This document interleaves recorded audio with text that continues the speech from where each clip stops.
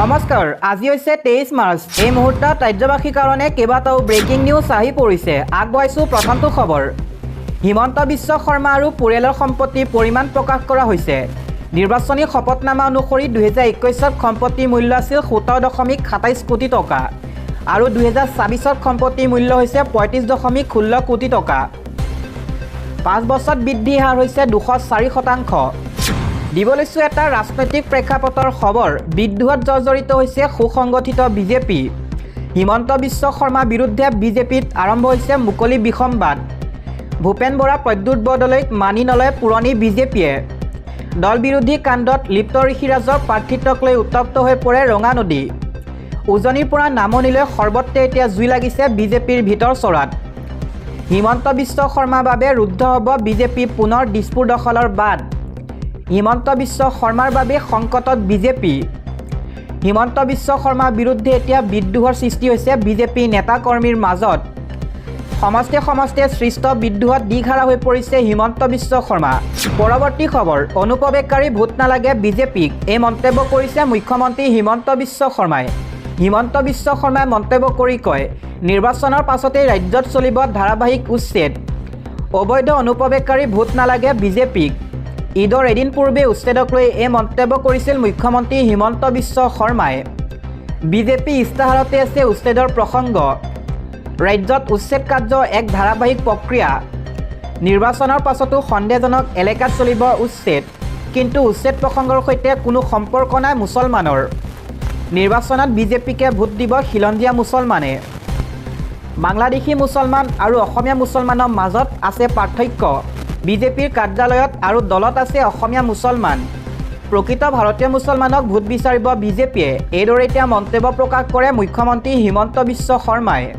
দিব লৈছোঁ আন এটা ৰাজনৈতিক প্ৰেক্ষাপটৰ খবৰ। চেয়াৰমেন আলী ৰমেন বৰঠাকুৰক কৰজোৰে ক্ষমা বিচাৰিলে অখিল গগৈয়ে। প্ৰাৰ্থিত্ব সন্দৰ্ভত ক্ষমা বিচাৰিলে অখিল গগৈয়ে। চেয়াৰমেন আলী ৰমেন বৰঠাকুৰক কৰজোৰে ক্ষমা বিচাৰিছোঁ বুলি মন্তব্য কৰে অখিল গগৈয়ে। আমি 64টা সমষ্টিত নিৰ্বাচন খেলিবলৈ আমি সাজু হৈছিলোঁ। বিজেপিক হৰুৱাবলৈহে আমি 13টা সমষ্টিত প্ৰাৰ্থী প্ৰক্ষেপ কৰিছোঁ। উপায় নাই বাবে চেয়াৰমেন আলীক এৰি দিছোঁ। উপায়বিহীনভাৱে ৰমেন বৰঠাকুৰক আমি এৰিবলগীয়া হৈছে। ধৈৰ্য কোঁৱৰ, বাবুল সোণোৱাল, হৰিকান্ত দাসকো এৰিছোঁ। বহু জিকিবলগীয়া প্ৰাৰ্থীক দুৰ্ভাগ্যজনক প্ৰাৰ্থীক এৰিবলগীয়া হৈছে। আটাইকেইগৰাকীৰ ওচৰত আমি কৰজোৰে ক্ষমা বিচাৰিছোঁ। প্ৰাৰ্থিত্ব সন্দৰ্ভত ক্ষমা বিচাৰিলে অখিল গগৈয়ে। দিব লৈছোঁ আন এটা খবৰ। জুবিন গাৰ্গৰ ফটোত গোৰমৰা কংগ্ৰেছীক চিনাক্ত কৰা হৈছে। ছাদুল্লাহ সিকদাৰ নামৰ কংগ্ৰেছী যুৱকে কৰিছিল এই ভয়ংকৰ কাণ্ডটো। কংগ্ৰেছৰ কাৰ্যালয়ত থকা ঈশ্বৰপুত্ৰক কৰিছিল চূড়ান্ত অপমান। ছাদুল্লাহ সিকদাৰ বিজনীৰ দতুৰীৰ বাসিন্দা। চিৰাং জিলা কংগ্ৰেছ কমিটিৰ সাংগঠনিক সাধাৰণ সম্পাদকৰ ভাতৃৰ এই কাণ্ড। প্ৰতিবাদৰ নামত ক্ষোভ উজাৰিছিল জুবিনৰ প্ৰতিচ্ছবিত। টিকট কৰ্তনৰ বাবে কংগ্ৰেছৰ কাৰ্যালয়ত অপমানিত কৰা হৈছে ঈশ্বৰপুত্ৰক আৰু ইতিমধ্যে গ্ৰেপ্তাৰ কৰা হৈছে ছাদুল্লাহ সিকদাৰক। আন এটা খবৰ। অসমত প্ৰথমবাৰলৈ সলনি কৰা হ'ল ভোটদানৰ প্ৰক্ৰিয়া। প্ৰথমবাৰলৈ ভোটকেন্দ্ৰ চৌহদলৈ নিব পাৰিব মোবাইল ফোন। অসমত প্ৰথমবাৰলৈ ভোটাৰ কাৰ্ডত সংযোগ কৰা হ'ল ৰঙীন ফটো। একেলগে 1200 লোকে সাব্যস্ত কৰিব পাৰিব নিজৰ ভোটাধিকাৰ। ৰাজনৈতিক দলৰ কাৰ্যালয়ৰ দূৰত্ব 600 মিটাৰলৈ হ্ৰাস কৰা হৈছে। অন্তিম পৰ্যায়লৈ তালিকাত নাম নহালৈকে নাম অন্তৰ্ভুক্ত কৰাৰো সুযোগ দিয়া হৈছে। দুটা পৰ্যায়ৰ মাজেৰে ভোটাৰ লিষ্টত নাম অন্তৰ্ভুক্ত কৰিব পাৰিব ভোটাৰে। ফৰ্ম নং 6 জৰিয়তে আবেদন কৰিব পাৰিব অন্তৰ্ভুক্তিৰ বাবে। তেতিয়াও যদি ভোটাৰ লিষ্টত নাম নাহে আয়ত্ব কৰিব পাৰিব আবেদন।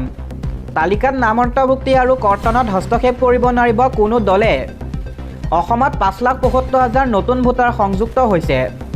ইচিআই নেট এপত জানিব পাৰিব ভোট সম্বন্ধীয় সকলো কথা। বিহুৰ দৰে নিৰ্বাচনক উৎসৱ হিচাপে পালন কৰিবলৈ জনোৱা হৈছে আহ্বান। এই ঘোষণা কৰে মুখ্য নিৰ্বাচনী বিষয়া জ্ঞানেশ কুমাৰে। দিব লৈছোঁ আন এটা খবৰ। এইবাৰ 26ত যুঁজ এখন হ'ব। কংগ্ৰেছ আৰু ৰাজ্য দলে চূড়ান্ত কৰিলে আসন বুজাবুজি, বাহিল বিৰোধীৰ শক্তি। অসমত বিৰোধী ঐক্যৰ বাবে এক ইতিবাচক বাৰ্তা বহন কৰি ভাৰতীয় জাতীয় কংগ্ৰেছ আৰু অখিল গগৈ নেতৃত্বাধীন ৰাজ্যৰ দলে 2026 চনৰ বিধানসভা নিৰ্বাচনৰ পূৰ্বে আসন ভাগ বতৰাৰ ব্যৱস্থা চূড়ান্ত কৰিছে।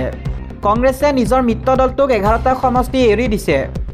এই চুক্তি অনুসৰি শিৱসাগৰ, দলগাঁও, ঢিং, চিচিৰবৰগাঁও, ডিগবৈ, বোকাখাট, মানস, তেজপুৰ, কলিয়াবৰ, মাৰ্ঘেৰিটা আৰু মৰিয়নিৰ পৰা ৰাজ্য দলে প্ৰতিদ্বন্দ্বিতা কৰিব। ইয়াৰ উপৰিও গোৱালপাৰা, পূব আৰু গৌৰীপুৰত বন্ধুত্বপূৰ্ণ প্ৰতিদ্বন্দ্বিতা কৰাৰ সিদ্ধান্ত লোৱা হৈছে, য'ত দুয়োটা দলে প্ৰাৰ্থী প্ৰক্ষেপ কৰাৰ সম্ভাৱনা আছে। অসম প্ৰদেশ কংগ্ৰেছ কমিটিৰ সভাপতি তথা সাংসদ গৌৰৱ গগৈয়ে বিৰোধী মিত্ৰতা বিস্তৃত কৰাৰ প্ৰচেষ্টা অব্যাহত থকাৰ ইংগিত দিয়াৰ কিছু সময়ৰ পাছতে এই ঘটনা সংঘটিত হৈছে।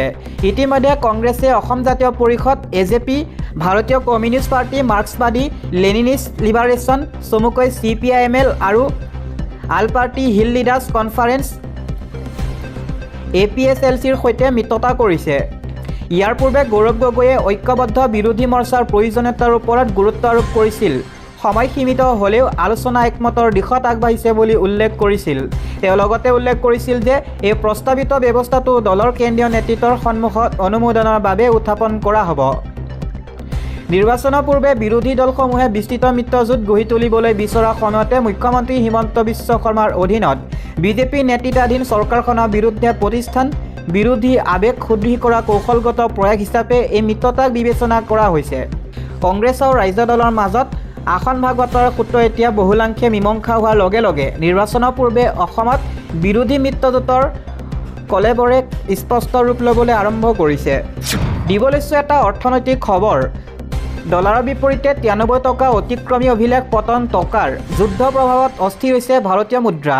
পশ্চিম এছিয়াত ক্ৰমাৎ বৃদ্ধি পোৱা সংঘাতৰ বাবে ভাৰতীয় মুদ্ৰাই পুনৰ ডাঙৰ আঘাতৰ সন্মুখীন হৈছে। শুকুৰবাৰে প্ৰথমবাৰৰ বাবে ডলাৰ বিপৰীতে 93 টকাৰ সীমা অতিক্ৰম কৰি অভিলেখ সৃষ্টি কৰিছে। বজাৰ খোলাৰ কেইমিনিটমানৰ ভিতৰতে টকাৰ মূল্য পতন হৈ যায় 93.50 উপনীত হয়। বিশেষজ্ঞসকলৰ মতে এই পতনৰ আঁৰৰ মূল কাৰণ হৈছে আন্তঃৰাষ্ট্ৰীয় বজাৰত খাৰুৱা তেলৰ মূল্য বৃদ্ধি আৰু পশ্চিম এছিয়াত অস্থিৰতা। ব্ৰেণ্ট আৰু খাৰুৱা তেলৰ মূল্য প্ৰতি বেৰেলত $100 ওপৰত, যিটো ভাৰতৰ দৰে তেল আমদানি নিৰ্ভৰশীল দেশৰ বাবে এক ডাঙৰ চিন্তাৰ বিষয়। অৰ্থনীতিবিদসকলে অনুমান কৰিছে যে যদি খাৰুৱা তেলৰ মূল্য $1 বৃদ্ধি পায়, তেন্তে ভাৰতৰ আমদানি ব্যয় প্ৰায় 16,000 কোটি টকা বৃদ্ধি পায়। তেলৰ দাম বাঢ়িলে দেশৰ আমদানি ব্যয় বাঢ়ি যায়, ফলত ডলাৰৰ চাহিদা বাঢ়ি যায়, যাৰ ফলত টকাত পোনপটীয়া চাপ পৰে। একে সময়তে ইন্ধনৰ ব্যয় বৃদ্ধিৰ বাবে সামগ্ৰিকভাৱে মূল্য বৃদ্ধিৰ আশংকাও বৃদ্ধি পাইছে। কেৱল তেলৰ মূল্য নহয়, আন্তঃৰাষ্ট্ৰীয় বিনিয়োগকাৰীৰ মনোভাৱেও এই পতনত গুৰুত্বপূৰ্ণ ভূমিকা পালন কৰিছে।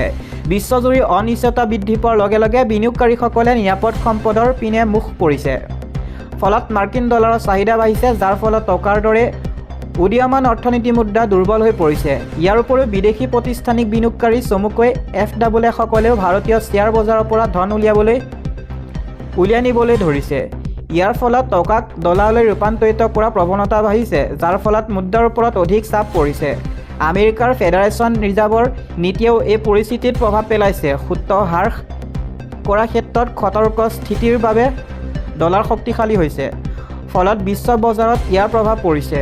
এই পৰিস্থিতিৰ প্ৰভাৱ কেৱল বৈদেশিক মুদ্ৰা বজাৰতেই সীমাবদ্ধ নহয়, টকাৰ হ্ৰাস আৰু তেলৰ মূল্য বৃদ্ধিৰ ফলত দেশত আমদানি নিৰ্ভৰশীল সামগ্ৰীৰ ব্যয় বৃদ্ধি পাব পাৰে। ইয়াৰ ফলত ব্যৱসায়ী আৰু সাধাৰণ মানুহৰ ব্যয় বৃদ্ধিৰ আশংকাও সৃষ্টি হৈছে। প্ৰসংগক্ৰমে চলিত মাহৰ আৰম্ভণিতে ভাৰতীয় মুদ্ৰাই ডলাৰ বিপৰীতে 92 টকা অতিক্ৰম কৰি অভিলেখ সৃষ্টি কৰিছিল।